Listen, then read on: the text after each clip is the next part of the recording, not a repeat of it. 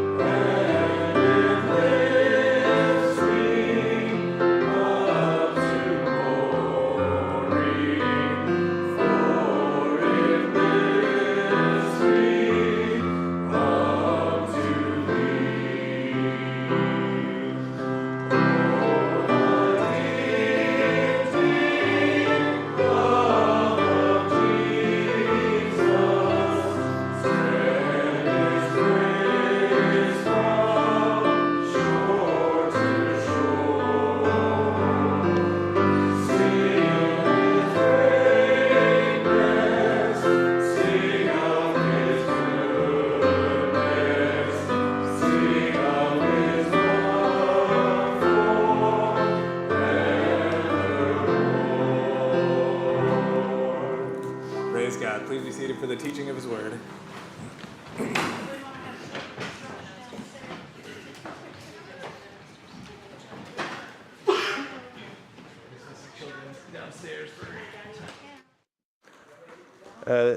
We're having children's church today, so if you want to go down there, it's time to go on downstairs. So.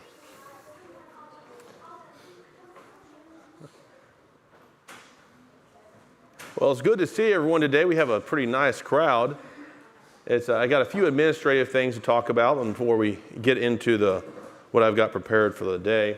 So this will be the last time I'm going to be teaching here for until September. So next week I'm going to Maine for Camp Good News, and then after that I'm going to come home and come back, and I'm going to fly back to Houston for a few weeks to see my family and see my mama, who's missing me. And I'll be back, fly back on August 28th, and I'll be back in the saddle at the start of September here. So, and I think this is a pretty good spot to take a bit of a break, because 1 Samuel chapter 15 is the end of Saul being the primary focus in the book of Samuel. A while back I told you the book of Samuel, 1 Samuel, could be summarized in 3 words. Does anyone remember what those 3 words are? Samuel, Saul, David. So we have the first 7, I think 8 chapters of 1 Samuel is about Samuel. Then we have Saul for another 7 chapters, from chapters 8 to chapter 15.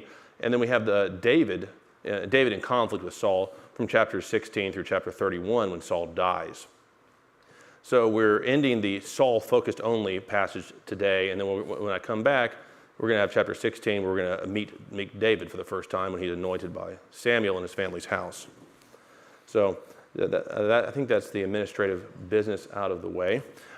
We have some new people here today, so I wanted to just let y'all know how I like to run this. I like to run an interactive environment, and so I want to if you got a question or a comment, just raise your hand, and my microphone monkey, raise your hand, microphone monkey, Miss Sophia Galuzzo, will get the microphone to you. She's excellent. And so I want to hear what you have to say, and I think it's more fun that way. At least I enjoy it. So that's how we're going to run this. If you've noticed what I got up on the screen, this is the black obelisk of Shalmaneser. I've got some other pictures I want to show you of this. But in 1 Samuel chapter 15, verse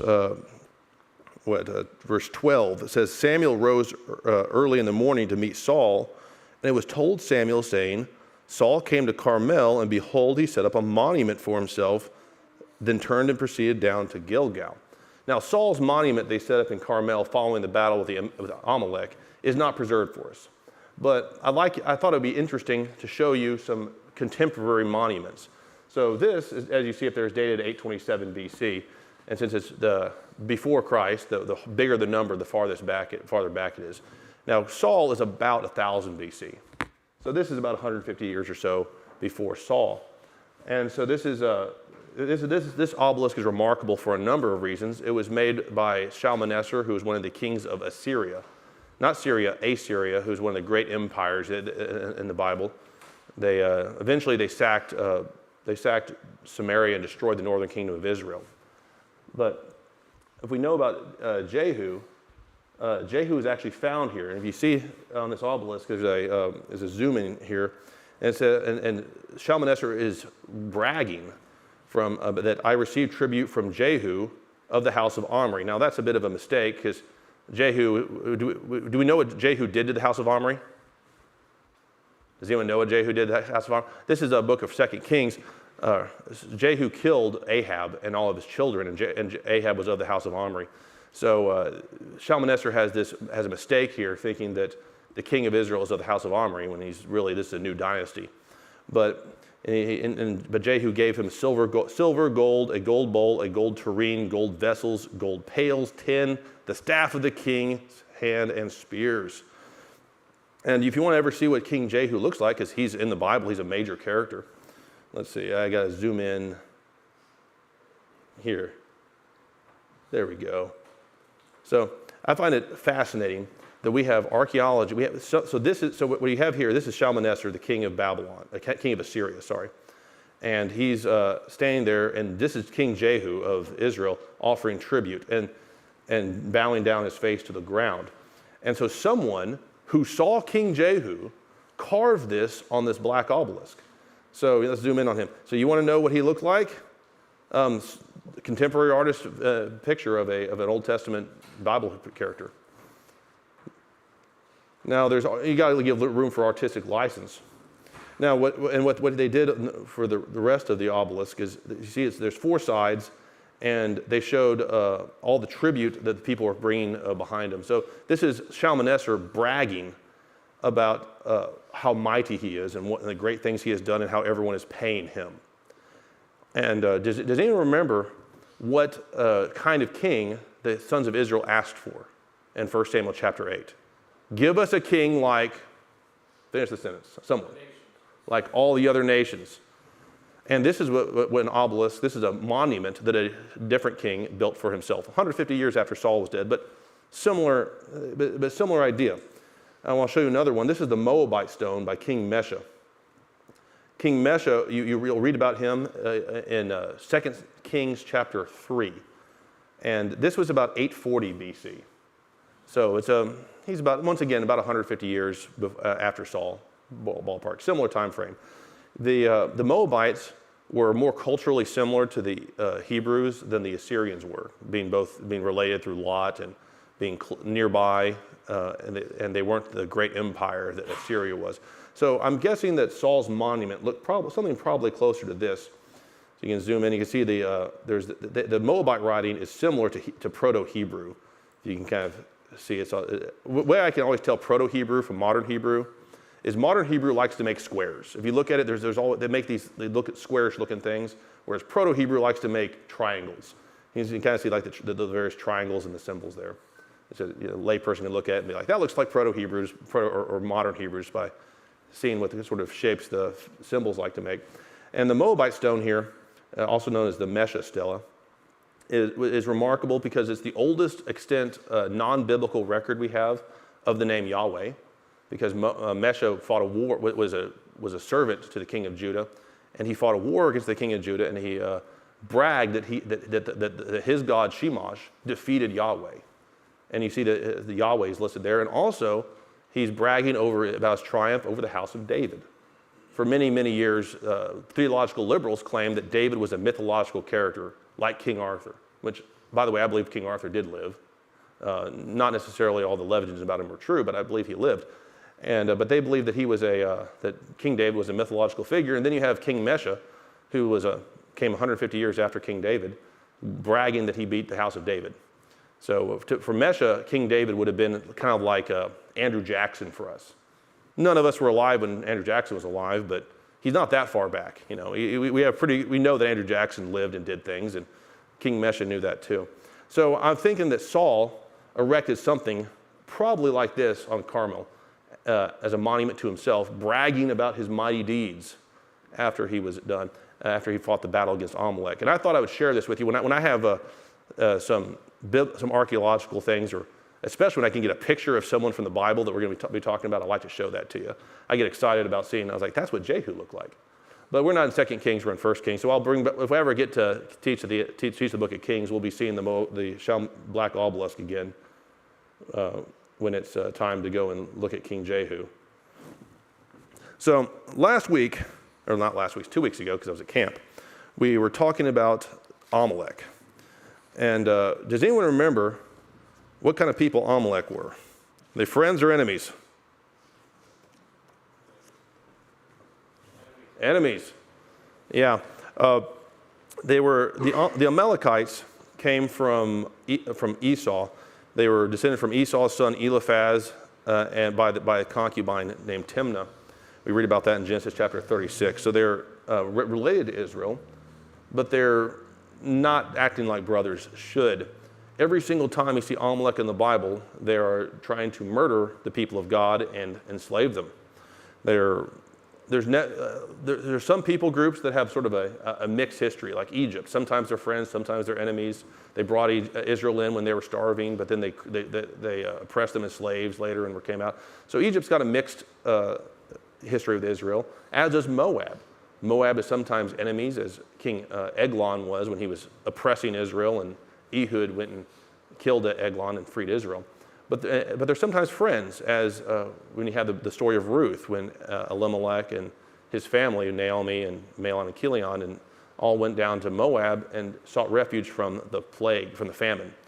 And the Moabite girl, Ruth, came over and married a man named Boaz and was the great-grandmother of King David. So we have some good and some bad from Moab, some good, some bad from Egypt, but we have all bad from Amalek. It's very consistent. The first time we see Amalek in the Bible, 2 weeks ago, we went through and I showed you all these passages. We read them out loud so you know who they are. I'm just going to give you a quick recap so we have in our head who we're dealing with. We first see them in Exodus chapter 17 at the Battle of Rephidim. Rephidim. That's the famous thing about that is that's when there was a fight going on, and whenever Moses' arms fell, sank, Israel lost. When his arms were up, Israel won. And so eventually they had him sit down, and they propped stones on one, Aaron on one side and Hur on the other to hold his arms up, and eventually they managed to win, because this was right after they came out of Egypt. Remember, Exodus 14 is the Red Sea crossing. Exodus 15 is the song about the Red Sea crossing. In Exodus 16, they're looking for water. 17, they're going to marching to Mount Sinai. So there's a bunch of slaves that have just come out of Egypt. And they don't have much organization. They're going to get their government at Sinai, so they haven't had that yet. And these Amalekites are showing up out of the desert and attacking the stragglers and trying to kidnap and murder vast swaths of them. And the nation is very nearly destroyed in Exodus 17, but for the victory in battle that Joshua wages with the help of the Lord. And because of that, in Deuteronomy 25, in Exodus 17 and then later on Deuteronomy 25, it's reiterated that God will have war with Amalek from generation to generation, and he will never forget what they tried to do to his people when they were fleeing from Egypt. This happens again in Numbers 14, which is the rebellion at Kadesh Barnea. That's when they're getting ready to go and take the land, and they're told to dispatch the 12 spies to see what's happening in the land and get be prepared for the campaign. And the 10 spies come back and give a bad report and say that the people there are giants in the land, and they live in castles and cities fortified to heaven. And let us kill Moses and Aaron and go back into Egypt and be slaves, because at least they fed us well. And after God tells them, no, I'm done with you. You're going to turn around and go and live in the wilderness for 40 years until all of you are dead. And those children that you're worried about, they're going to go in there and take this land. And every time you look at your kids living in this great and terrible wilderness, know that they are suffering for your lack of faith, for your sin, for your rebellion. Then the number of people said, I'm going to go in anyway. And they went to go and try to fight and take the land without Moses, without the Ark of the Covenant, without God. And they got beat. And do you know who beat them? The Amorites and the Amalekites. Well, it's interesting to note that every single time we see the Amalek in the Bible, they're living in the southern area of Israel. Let's see, I'll show you a map. Let's go to...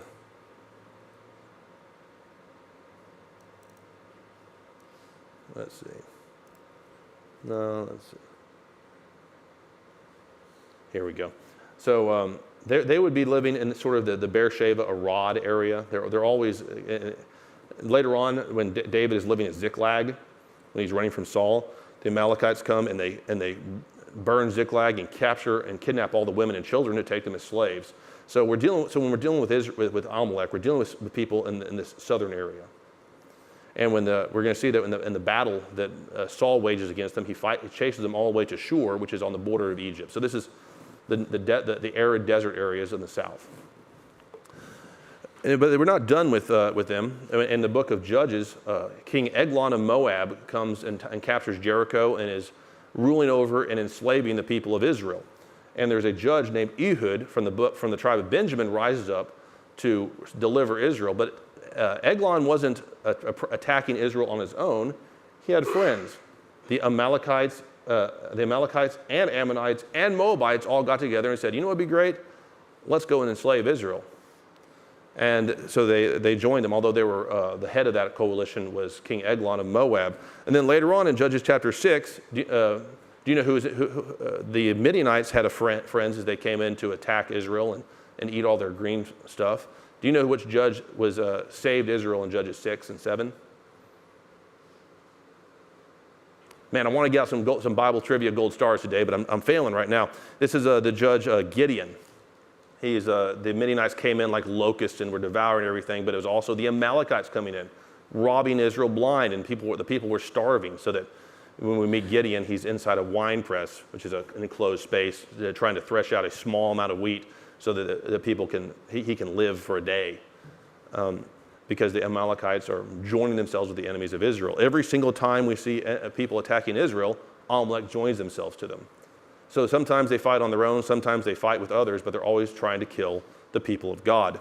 We next see them in Judges and Samuel 15, which is what we're talking about today, and then later on, David attacks them when he's hiding from Saul in Gath and in Ziklag, and then his people are kidnapped by the Amalekites in the city of Ziklag when he's off on business, and he has to go and there's an epic. It'd be great to make like a Western movie about this scene where David is having to run hard and try to catch his people. It's kind of like that scene from Lord of the Rings where the three walkers are trying to find that the hobbits have been taken by Saruman. They have to run across this great field trying to capture the people, or rescue the people that have been kidnapped. David does that in the book of 2 Samuel, or 1 Samuel. And he eventually manages it, but it's a close thing. And we finally find in verse at the end of 2 Samuel, or at the end of 1 Samuel, the beginning of 2 Samuel, an Amalekite comes up and tells David that King Saul is dead and that I killed him. He said he was wounded, and he said, please kill me. And so I killed him, and I took his crown, and I brought it to you. And this Amalekite man was thinking that he was going to get rewards from David, because if you're a king like all the other nations, if the previous king is dead and you get to be king, you reward the guy who helped you. David had that man executed, said, you have testified with your own mouth that you have raised your hand against the Lord anointed. Why were you not afraid to do that? So we have, once again, Amalekite killing. He lied. Saul was not killed by the Amalekite, but he was trying to gain glory for himself. And then later on, we find that in First Chronicles chapter 4, Simeon is fighting the Amalekites to take their inheritance, which that would be in the time of Joshua, so that'd be earlier on, but later in the Bible, as you turn right. And in Psalm 83, we see that Amalek and others attack Israel, and we're not quite sure exactly when that battle happened, but every time Amalek is showing up in the Bible, they're trying to kidnap the people of God and murder them. Also, there's one other time that the Amalek shows up very prominently in the Bible that I don't think I mentioned last week, but I want to mention this week. Does anyone know what it is? This one you might know. It's from a fairly famous book. It was Amalekite. But John, you know to use the microphone. Well, it was brought to me by in the book of Esther, Haman was Amalekite. Yeah. Would someone care to read Esther chapter 3, verse 1?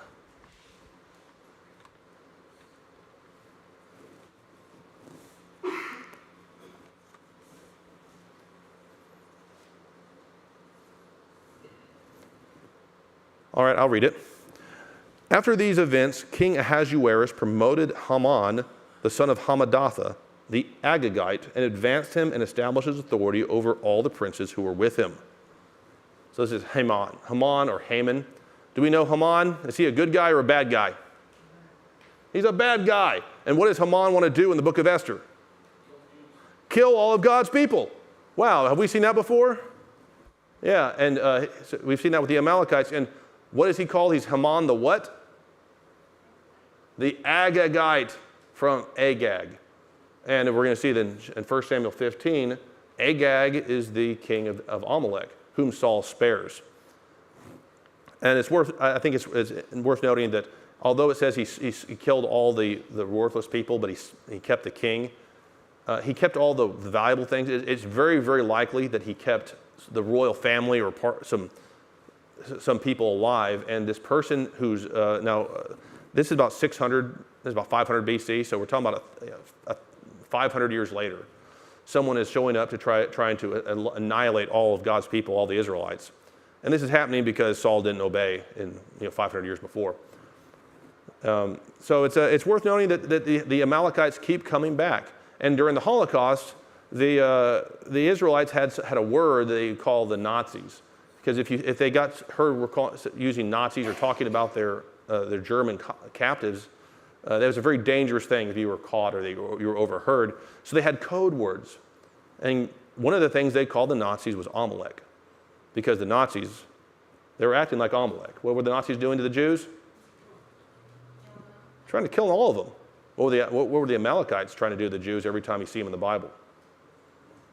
Kill them. So I want you to understand who it is we're dealing with the people of Amalek in this southern area of Israel. So let's turn back to 1 Samuel chapter 15 and let's read through this. Not Numbers, we're in Samuel. There's my bookmark. So this is one of my favorite passages in the Bible. When I was getting ready to teach Samuel, I was looking forward to Samuel 15. This is one of my favorites. So let's go and have some fun as we look through this. I want to get this in our mind again pretty fast. So I'm not going to go as slowly through some of these verses as I did 2 weeks ago. But I am going to need a volunteer to read. I see John Faxlinger first, and I'll get you second. All right, John, would you read verses 1 through 3 of chapter 15? Samuel also said unto Saul, The Lord sent me to anoint thee to be king over his people, over Israel. Now therefore hearken thou unto the voice of the words of the Lord. Thus saith the Lord of hosts, I remember that which Amalek did to Israel, how he laid wait for him in the way when he came up from Egypt. Now go and smite Amalek and utterly destroy all that they have, and spare them not, but slay both man and woman, infant and suckling, ox, sheep, camel, and ass. And Saul gathered the people together and numbered them in Telaim, 200,000 footmen and 10,000 men of Judah. And Saul came to a city of Amalek and laid waste in the valley. And Saul said unto the Kenites, Go depart, get you down from amongst the Amalekites, lest I destroy you with them, for ye showed